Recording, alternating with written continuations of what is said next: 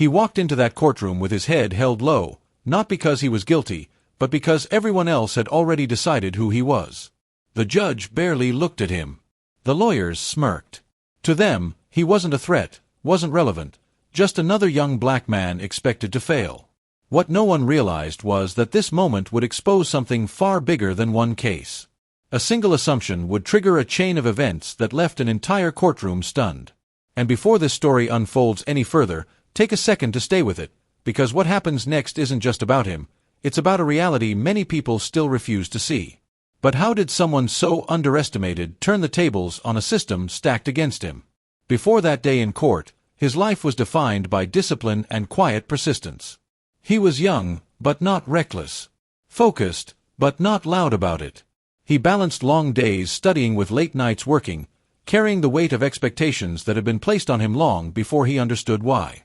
In his world, effort was survival. Mistakes were expensive. Being unnoticed felt safer than being seen. He had grown up watching authority from a distance, learning early how easily assumptions could shape outcomes. Teachers underestimated him. Strangers watched him too closely. Security followed him through stores.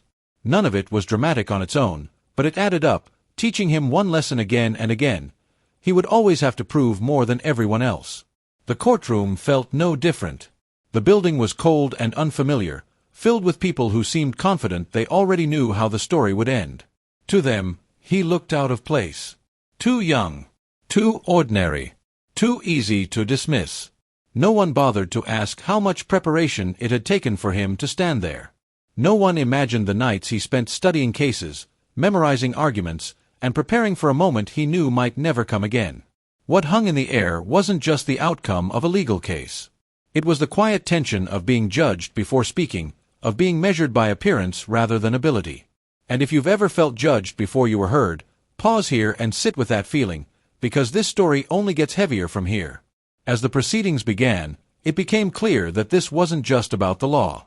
It was about power, perception, and whether the system would once again mistake silence for weakness. As the case moved forward, the imbalance in the room became impossible to ignore. Every glance, every pause, every subtle reaction reinforced the same assumption, that he did not belong at the center of something this serious. The judge's attention drifted when he prepared his materials. The opposing lawyer moved with visible confidence, supported by a reputation and experience that filled the room before a single argument was made. It felt less like a contest and more like a performance whose ending had already been decided. The pressure tightened with each passing moment. The rules were followed, but the spirit of fairness felt absent. Small procedural advantages leaned in one direction. Time felt unevenly distributed. The weight of authority hovered over him, testing whether he would crack under scrutiny. He could sense it in the way the room seemed to breathe, waiting for him to stumble, to confirm what they already believed. As evidence was presented, subtle dismissals began to stack up. His preparation was questioned in ways that felt less about accuracy and more about credibility. The complexity of his work was reduced to something simplistic, almost accidental, as if his understanding could only be surface level. Each move against him carried an unspoken message. Someone like him could not possibly be ahead of this case. And right here, this is the moment many people would have given up. If this tension feels uncomfortable to watch, that's because it's meant to be. Stay with the story, because what happens next is exactly why moments like this matter.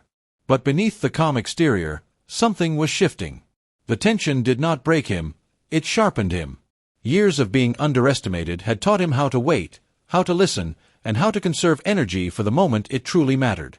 While others mistook his silence for uncertainty, he was tracking every detail, every inconsistency, every opening that went unnoticed. The courtroom atmosphere grew heavier as contradictions emerged. The opposing arguments, once confident, began to show strain under closer examination. Facts that were supposed to be airtight started to feel rushed. Timelines felt forced. The certainty that once filled the room gave way to unease, though few were ready to admit it. Still, the bias did not disappear. The judge's posture remained distant. Observers remained skeptical. The unspoken narrative continued to frame him as an exception, not a contender. And yet, with each carefully structured point, the case began to shift in subtle but undeniable ways. Then came the moment that changed the rhythm entirely. A critical element surfaced, something overlooked, something assumed irrelevant because of who was presenting it. The room grew quieter, attention finally pulled toward him not by sympathy, but by necessity. The confidence of the other side wavered, just enough to be noticed. What had started as a predictable outcome now felt unstable. The same people who had dismissed him were forced to reckon with the possibility that they had misjudged everything. The courtroom no longer felt settled. It felt suspended, balanced on a revelation that could no longer be ignored. The turning point arrived without warning, cutting through the tension like a sudden drop in air pressure. The room, once relaxed in its assumptions, began to feel unsettled. Attention that had been scattered now focused sharply, drawn to details that could no longer be brushed aside. The confidence that once dominated the courtroom started to fracture, replaced by visible discomfort. Every movement now mattered. Every pause carried weight. What had been dismissed earlier resurfaced with undeniable clarity, revealing gaps that could not be explained away. The case that once seemed effortless suddenly demanded answers. Authority shifted, not loudly, but unmistakably. The imbalance that had defined the room began to wobble. The judge leaned forward. Observers grew still. The opposing side, once composed, now struggled to maintain control as the narrative they relied on began to collapse. The realization spread quietly but rapidly. The assumptions made at the start had been wrong. This was not a misunderstanding. It was a misjudgment rooted in bias.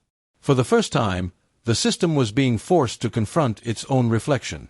The very standards meant to ensure fairness were now exposing how easily perception could distort justice. The weight of that recognition pressed down on the room, heavier than any argument. What was at stake was no longer a single outcome, but the credibility of the process itself. He stood at the center of it all, steady but aware that this moment could still go either way. Vindication felt close, yet fragile. Years of restraint, preparation, and endurance converged into a single stretch of time where silence spoke louder than words. The cost of being underestimated was finally visible, not just to him, but to everyone watching. As the final exchange concluded, the courtroom felt suspended between past and future. The decision ahead would either confirm everything he had been taught to fear, or challenge a system that rarely admitted its own flaws. When the outcome finally came, it did not arrive with celebration or relief. It came quietly, almost uneasily, as if the room itself understood the weight of what had just happened. The decision forced an acknowledgement that could not be undone. What had begun as dismissal ended as recognition, and the shift was impossible to ignore. For him, it wasn't just a victory. It was validation earned through endurance rather than permission granted by power. He walked away from that courtroom changed. Not because the system had suddenly become fair, but because it had been momentarily exposed. The experience left behind a deeper awareness of how fragile justice can be when perception overrides truth. He had proven his ability, but he had also seen how easily that ability could have been erased if circumstances had tilted just slightly differently. The impact rippled beyond that single case. For those who witnessed it, the moment lingered, challenging assumptions that often go unexamined. It revealed how quickly bias can shape outcomes and how rarely those biases are confronted unless someone refuses to disappear quietly. This was not an isolated incident. It was a reflection of a larger pattern, one that plays out in courtrooms, classrooms, and streets every day. Stories like this don't end when the room empties. They continue in the lives of those who carry them forward, in the choices people make when they encounter someone who looks different, sounds different, or doesn't fit their expectations. If this story made you pause, think, or feel something uncomfortable, let that reaction mean something. Share it, talk about it, and let others hear it too. Because if justice only works when it is forced into the light, what does that say about the system we rely on? And more importantly, how many stories like this are still waiting to be told? If you want to keep hearing them, stories that challenge assumptions and expose uncomfortable truths, stay with this channel, follow along, and make sure you don't miss what comes next.